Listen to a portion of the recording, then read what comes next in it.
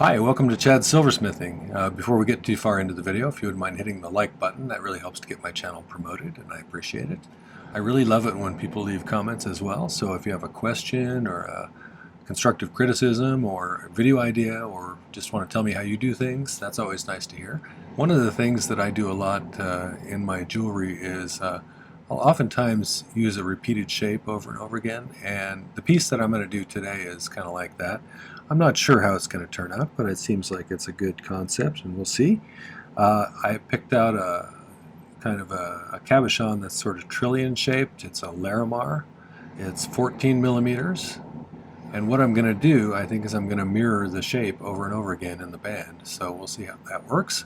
I'm going to do it slightly differently than I've done before. And the overall bracelet's going to have a slight curve to it. So if you wear it right, it should rest kind of on the back of your hand a little bit. So it's one of those things that sometimes I call a sweater bracelet because it drapes out from underneath a long sleeve shirt and shows up on the back of the hand a little bit. But it's just got a slight curve, so we'll see how much it does that. But either way, it's going to kind of have a curve to it. Before we get any further, though, I need to thank some people. I wanted to thank my patrons. I have two new patrons. I have Sue S. and Chatham K. Thank you for signing up. I really appreciate your support.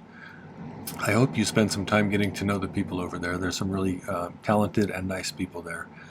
And I really wanted to thank those previous patrons as well for all of their support, both financially and just creating such a nice community over there. Thank you for that. The other group is my YouTube subscribers, and we just passed 14,900, which means we're getting really close to 15,000. That's amazing. I never thought that would happen. So thank you for that. Thank you also for the really kind comments that you leave. I had a really nice comment today from someone that touched me a lot, and I appreciate that. It's really nice to know that people out there are getting something from the channel, so thank you for that. I also do appreciate the financial contributions like the Buy Me a Coffee and the Super Thanks. Those really help with the rising cost of materials. Thank you so much for that. Okay, enough thanks. Let's get started on this video. This is one of my design idea books. I have several varieties on my merch store if you're interested. The newer ones, I put some conversion sheets on the back. This one is fractions of an inch to decimals to millimeters. As soon as I build up enough swag credit, I'll get myself one of the other ones so I can show you in person. I'm going to fill this one up pretty quick anyway. Okay. I like these because they have these nice little grid pattern in the background. It helps me to get things more symmetrical, although you may not be able to tell from this drawing. Okay. So first off, let's look at the stone here. It's this little 14 millimeter Larimar. And I apologize for this. I got a boo-boo on the end of my thumb there, and it keeps getting poked with stuff. So this is a time of year when my skin starts to crack on my fingers really badly, so sometimes it breaks open and stuff. So that's how it's going to go in the center there. I think I'm going to use 12 gauge square wire to go around the outside to make a frame for it. And then I'm going to cut out little pieces of 22 gauge sheet. I thought about,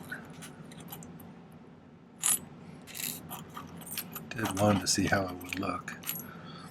I also thought about doing this with some 16 gauge square. I like this too.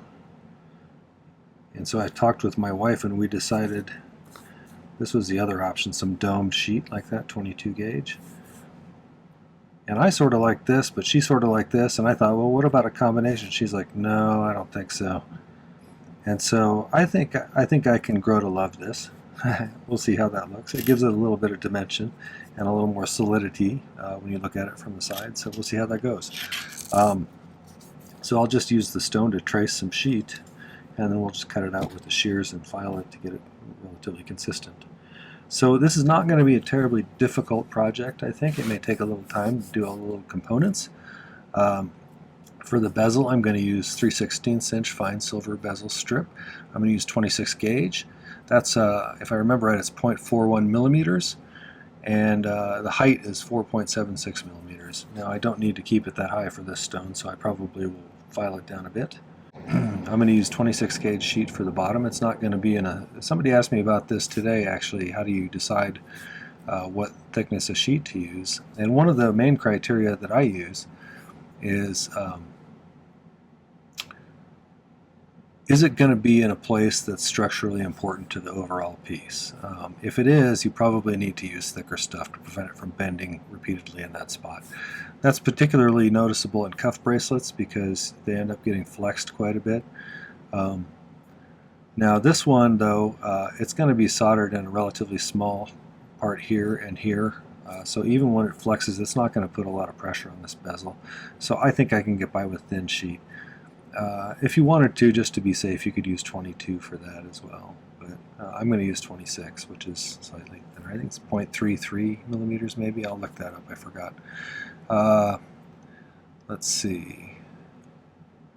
12 gauge square I think is 2.01 millimeters. That's going to be the outside. 22 gauge sheet. Trying to remember these off the top of my head, and I don't remember 22 gauge sheet, but I'll put it in the video itself. So, alright, so I think the first thing is let's make a bezel for this. If you've never been to my channel before, I use hard silver sheet solder for almost everything. That's what it looks like. I use a liquid flux, and I dribble it on most of the time. Sometimes I spray it on. My torch is a Silversmith model, which is their acetylene air torch, so it draws in atmospheric air through these little holes. And it only has the one acetylene tank. It doesn't have an oxygen tank because it's plenty hot for what we do. In fact, it's a really good torch. I like it. Smith, I would do a sponsorship with you because I love your torch. Let's see. The only other thing I can think of. That's about it, actually. Okay, so let's make a bezel for this guy. This has relatively pointy corners, so I'm going to actually, when I do a bezel for something like this, where did my pliers go? When I do a bezel for something that's got kind of sharp corners, I want to end the bezel in the middle of the side over here. If you end it at a corner, that corner is going to be different than the other two corners, and it's going to be a lot stiffer as well. And the corners are where it's hard to set the stone, so you want that to be as easy as possible when you get to that stage. So I'm going to put the end of the bezel right in that side there. So let's just kind of make a mark there, and then we can kind of bend it, pre-bend that part a little bit so it's kind of in the right area.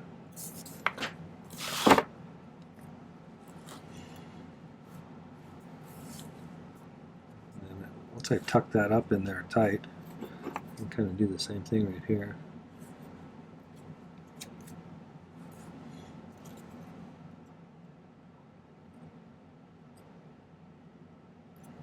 I remember when I first started, bezels were just the bane of my existence.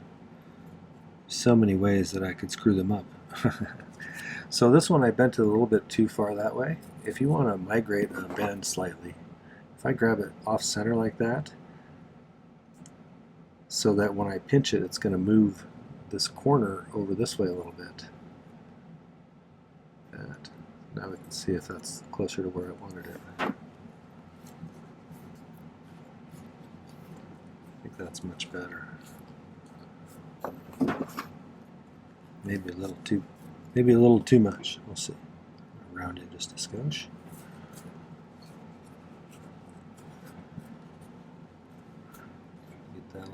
Try and get this bent sharply. I'm starting to mumble. Sorry about that. Sometimes when I'm doing a video, I kind of forget I'm doing a video and just...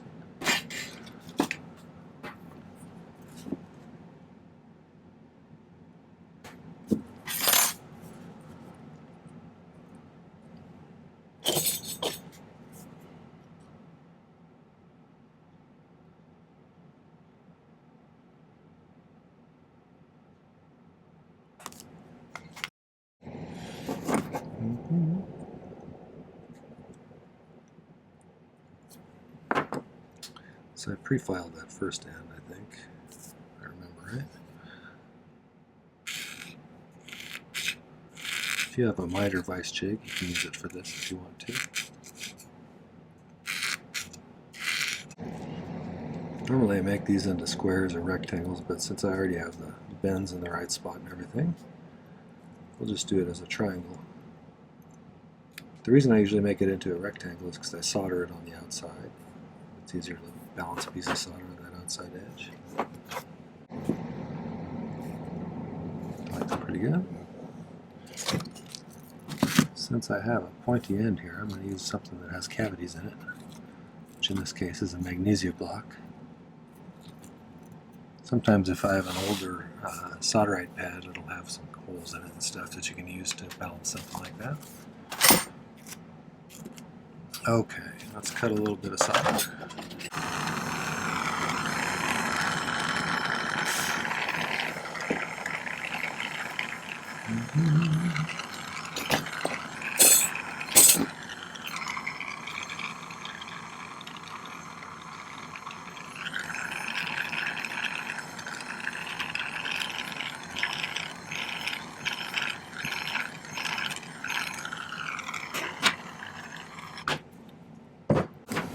Okay, do a little reshaping. Make sure everything came out pretty good.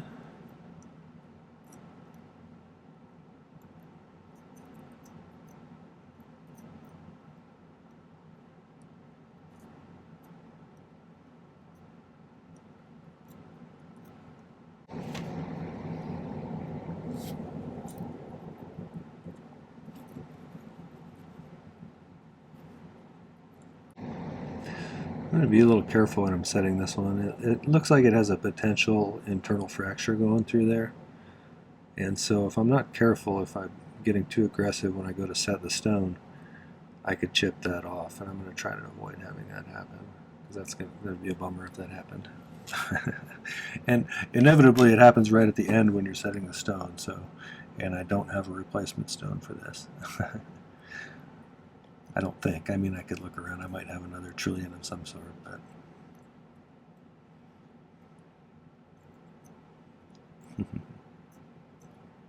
then you got a setting but no stone. That's a bummer when that happens. 26 is about as thin as I'd go, you know, for something as the back of a bezel. Anything less than that, I think, is going to start to get too fragile.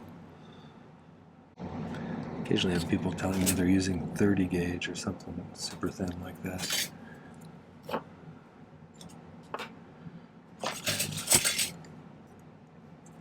One thing to consider too when you're choosing what size sheet to use for the back, if it's not a structurally important part, adding that extra weight on there is just costing you money, kind of, and it may be making the piece too heavy too. Like a lot of people don't like really heavy pendants or earrings. So if you're using an 18 gauge sheet or something really thick like that, you're just adding weight to it and losing money on the sheet, kind of, without adding anything to, that benefits the piece. I do like the solid feel of a really heavy, piece of jewelry though, but some people have problems with that weighing on their ears or on their neck. As I get older, I notice more things like that. I'm more sensitive to things irritating me and stuff. Like those kids on the lawn.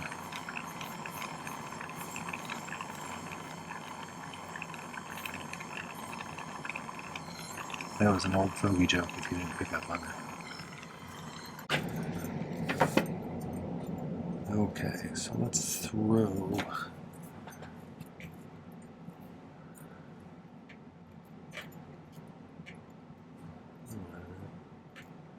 5 or 6 of these in there. I have a tendency to make things that are real geometric. Not sure why I do that, but it must appeal to me, I guess. I do like to do some detail stuff once in a while, like some little filigree, or that's sometimes a good challenge.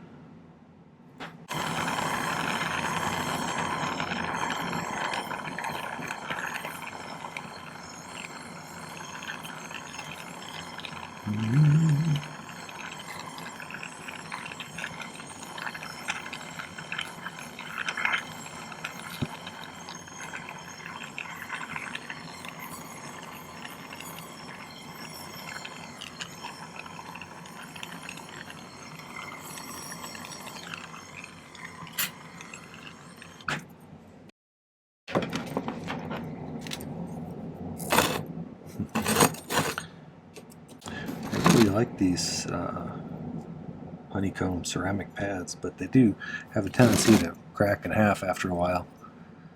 What I like about them, though, is how flat they are. Solderite pads, which I use a lot and have used in the past a lot, after getting flux dribbled on them or sprayed on them, they start to kind of deteriorate and get rougher and rougher. But these ones stay nice and flat, so that's a key advantage to me.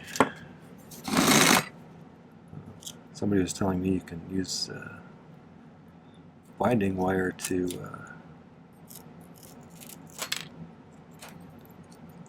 sew them back together.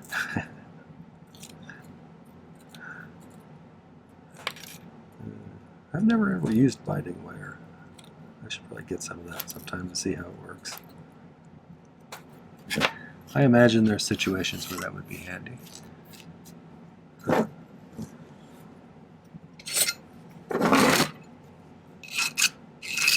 Any of you all who watch my channel ever use binding wire? Tell me whether you liked it in the comments or not. Whether it was useful or invaluable, or you could take it or leave it.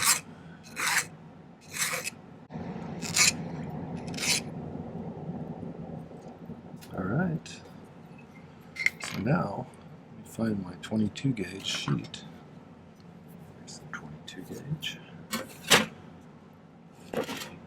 I'm going to scribe out. See if I can find some good spots here. Oh, to keep it from moving when I'm tracing it,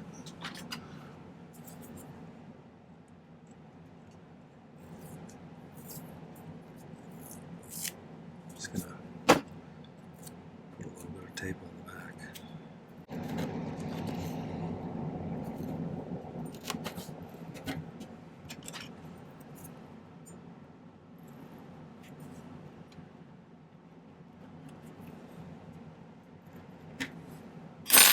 You can use your saw if you want to do this with the saw, but 22 gauge is easy enough to cut even with craft shears like this.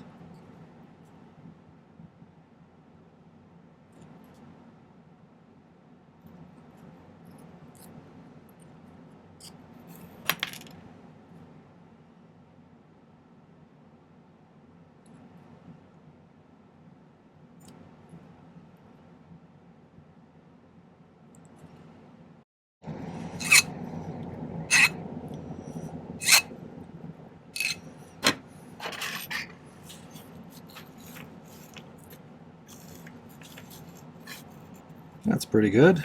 Let's dome it a little bit.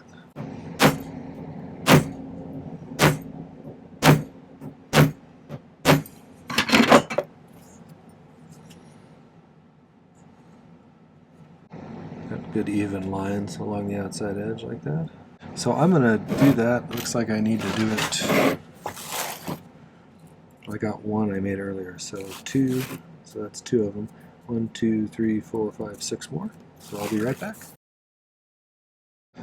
So I've gotten my 8 little triangles, or rounded triangles I should say, and put my bezel in the middle here. And that's I'm kind of liking how that looks. So we'll see once we get this band made and solder them all in how it looks. But I cut a piece that I was roughly sure is long enough. I kind of did this. It came out to be about 8 inches, and then I doubled it, so it'd be certainly long enough for this. So I think to start with, though, I could do this a number of ways. Okay, I could try and do it all in one piece, which I think I would prefer. So let's do it this way.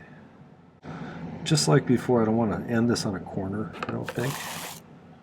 So if we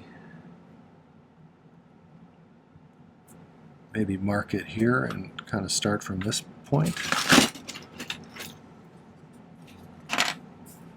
So maybe make a, because what I'm going to do is I'm going to file a notch on the side of the wire here so we can bend it and then solder it together. Resolder it together in that position. So let's start there.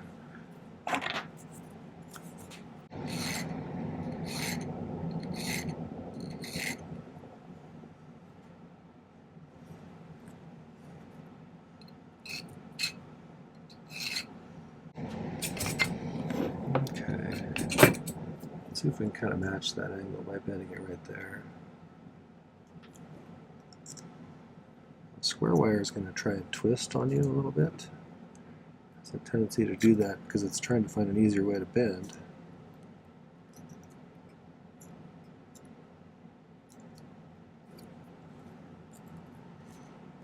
I went too far, I think.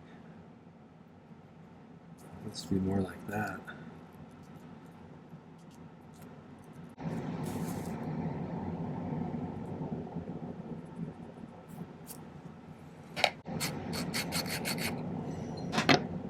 Let's see how that works.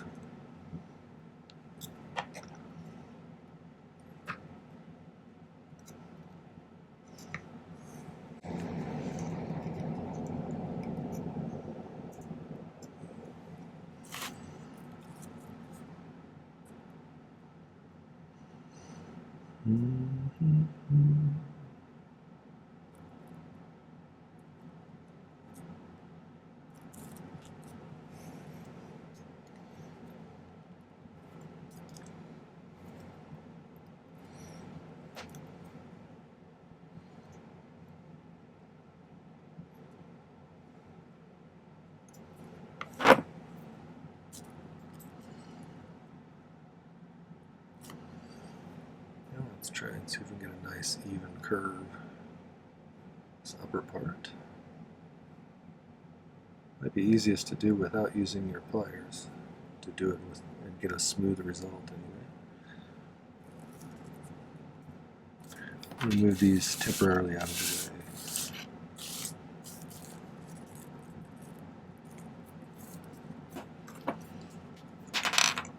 Sometimes if I kind of mark where it starts to veer away from the pathway.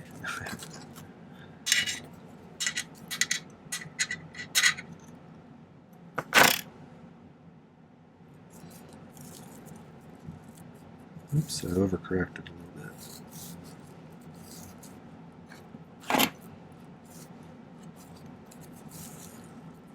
And I freehand drew this, so it may also be that my drawing is crooked.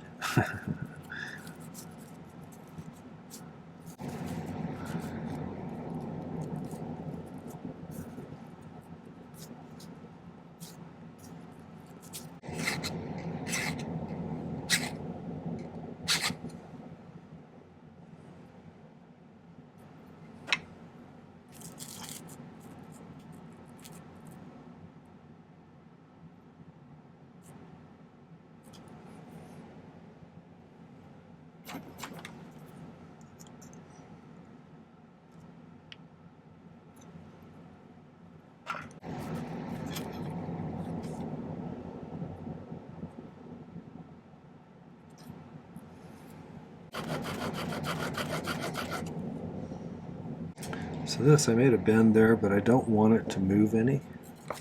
So I'm going to grab it right there. I want this to bend, but I don't want that bend that I just made to bend. So I'm going to try and use some.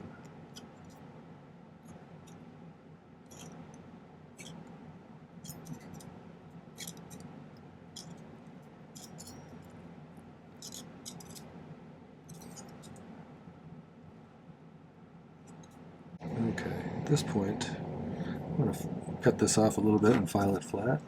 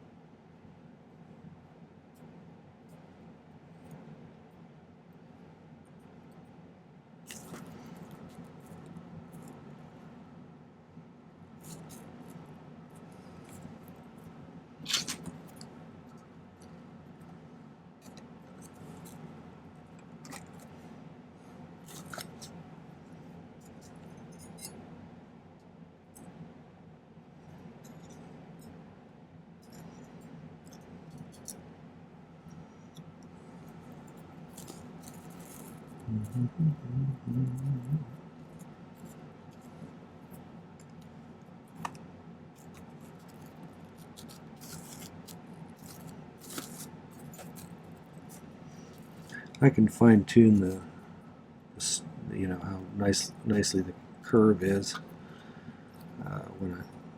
after I get it all soldered, I think. But I just want to make sure I get the right length. Cut it off so it's not, you know, trying to warp into a weird direction or something. So right about there. So I'm going to want to solder that.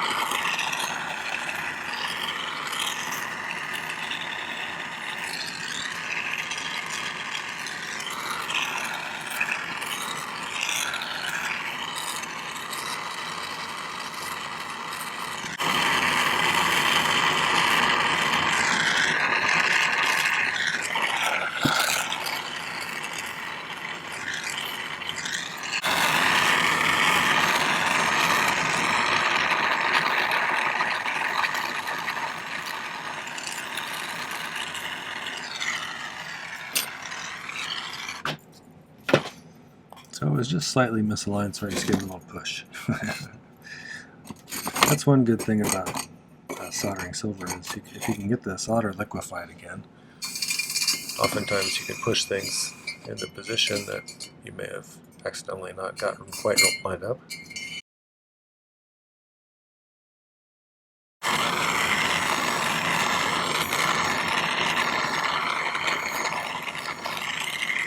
I think I got a good seam because I don't think I had the wire hot enough. So let's spend a little time getting this wire hotter.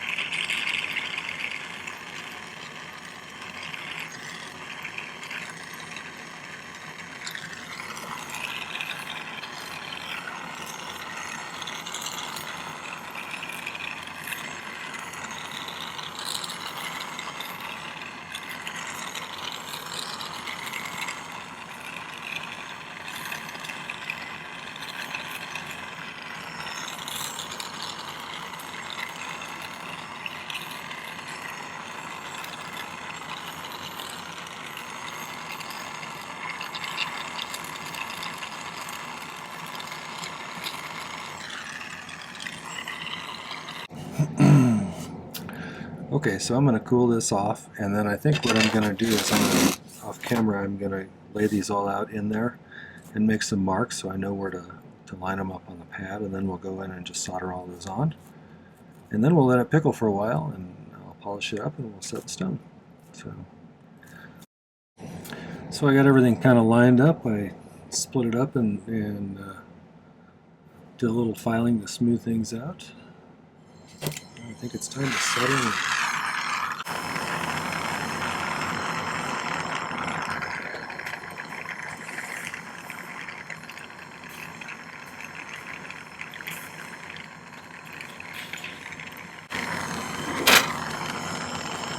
So if you're new to this and you're using one of those little butane filters, you might not have enough heat to do something this size.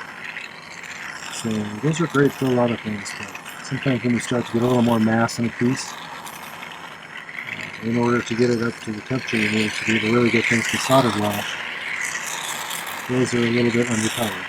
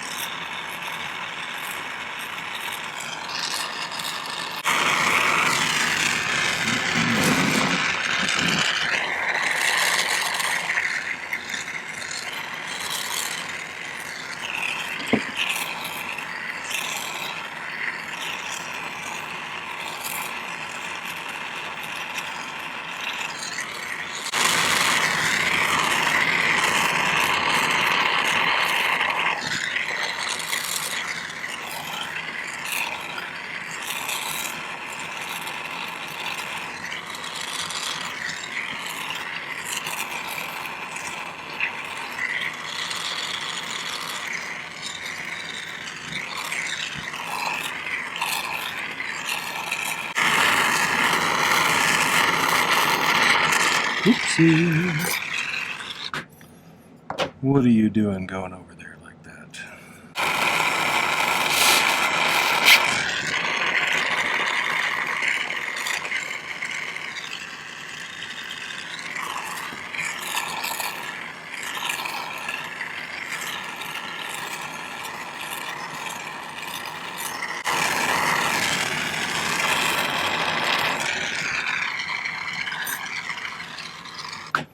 Okay.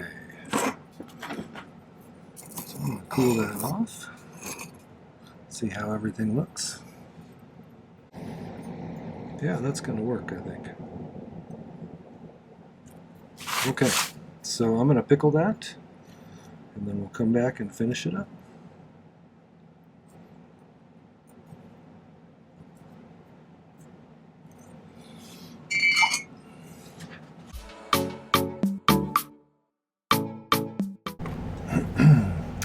Okay, I've got things kind of shaped up. You can see how it kind of tapers down over this way a little bit, which will allow for it to kind of rest a little bit outside of your sleeve if you're wearing this one with long sleeves.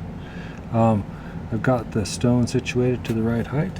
One thing I do on corner points, on bezels like this, if it's a sharp corner, is I'll actually file it just a little bit thinner up there at the top, and that'll allow some of that material you're trying to force into that too small a space.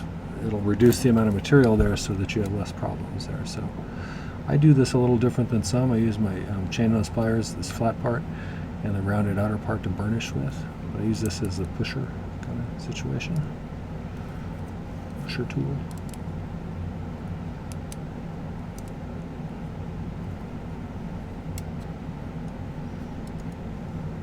To get things relatively even.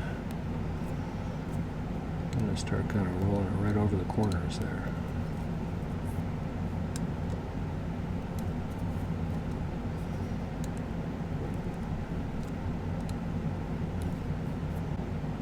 And once you're satisfied it's pretty much tight around there, then I'm going to use this smooth part that I polished up on the outside here and just rub that top edge and really kind of seat that stone in there.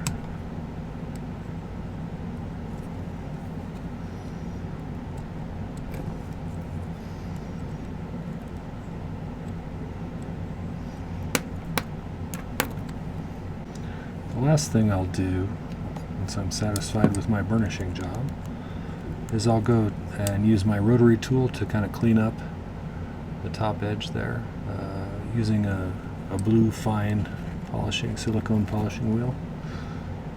And that usually cleans it up nice. Get rid of any scratches I might have left here.